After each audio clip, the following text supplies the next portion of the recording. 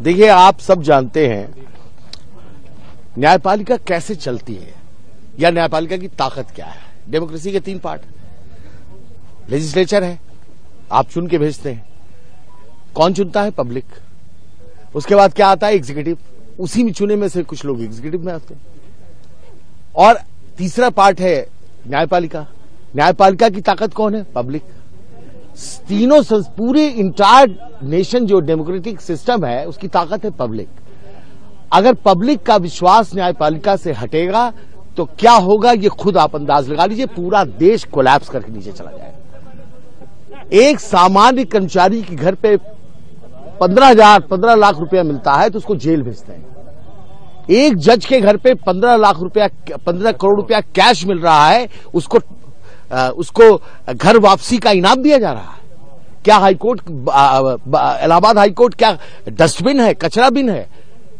Corruption के खिलाफ high court bar बिल्कुल स्ट्रांग फुटिंग पे खड़ा है। हम उसका स्वागत यहां नहीं होने देंगे। उनका ज्वाइनिंग अगर होती है, we will sine die the high court, lawyers will abstain from work. आगे देखिए, आज का ये जो अभी आपको फैसला है, जो हमने स्ट्रांग वर्ड में प्रोटेस्ट किया है, ये एग्जीक्यूटिव का डिसीजन है। We have got the power to protest. फैसला क्या होगा उसके लिए जनरल हाउस सोमवार को तय करेगी। बहुत बड़ी जनरल हाउस होने जा रही है जिसमें सारे लोग मिलकर ये तय करेंगे कि हमारी मांग क्या है।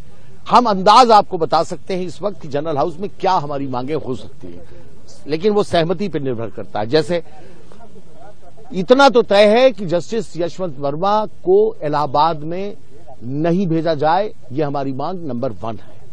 नंबर 2, किसी तरह की अब कोई जांच की आवश्यकता नहीं है, क्योंकि अगर जस्टिस वर्मा कोई एक्सप्लेनेशन देते हैं उससे पब्लिक फेथ रिस्टोर नहीं हो सकता। पब्लिक फेथ पूरी तरह से डैमेज हो चुका है। अगर पब्लिक हट गई इस न्यायपालिका से तो माफियाओं का राज्य होगा। लोग माफियाओं के दरबार में न्याय मांगने जाएंगे।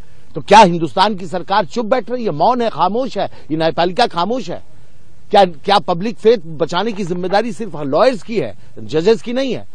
ऑनरेबल सुप्रीम कोर्ट ने जो ये कोलिजियम ने डिसीजन लिया है, हम उसके अगेंस्ट हैं, हम उसके खिलाफ प्रदर्शन कर रहे हैं। सर, अगर वो आते हैं तो उसके बाद वो ज्वाइनिंग यहां अगर होती है, उनका स्वागत यहां होगा तो हाईकोर्ट को हम साइन डाई क्लोज करेंगे। इम्पैक्ट ये समझिए कि फिर हाईकोर्ट में, उनके कोर्ट में, अदालत में अनिल तिवारी अगर बहस करने खड़े हैं तो अनिल तिवारी को यह लगेगा पता नहीं दूसरे साइड से कितना पैसा लिया इन्होंने। क्या होगा आप बताइए? क्या पीछे बैठा हुआ मुवक्किल ये नहीं कह देगा कि भैया ये वही जज हैं जो पैसा लेते 15 करोड़ वाले? क्या होगा न्यायपालिका का? आज ये लड़ाई हमारी वकीलों की नहीं है, ये न्यायपालिका को हम बचाने की कोशिश कर रहे हैं। हमारा पिलर है ये न्यायपालिका। वो चीज है जिसको अगर डैमेज हुआ तो इसका फिर हिंदुस्तान में कुछ नहीं बचेगा। न डेमोक्रेसी बचेगी, न स्वतंत्रता बचेगी, कुछ भी बचेगा नहीं। दोबारा गुलाम होना चाहते हैं क्या? सब कुछ न्यायपालिका। मेरी दूसरी बात यह है कि मैं तो एक स्टेप के आगे की बात कर रहा हूं। जस्टिस यशवंत वर्मा का न्यायपालिका में फर्दर बने रहना पूरे हिंदुस्तान के लिए बहुत बड़ा खतरा है, कलंक है। इसलिए उनको तत्काल प्रभाव से उनको रिजाइन कर देना चाहिए।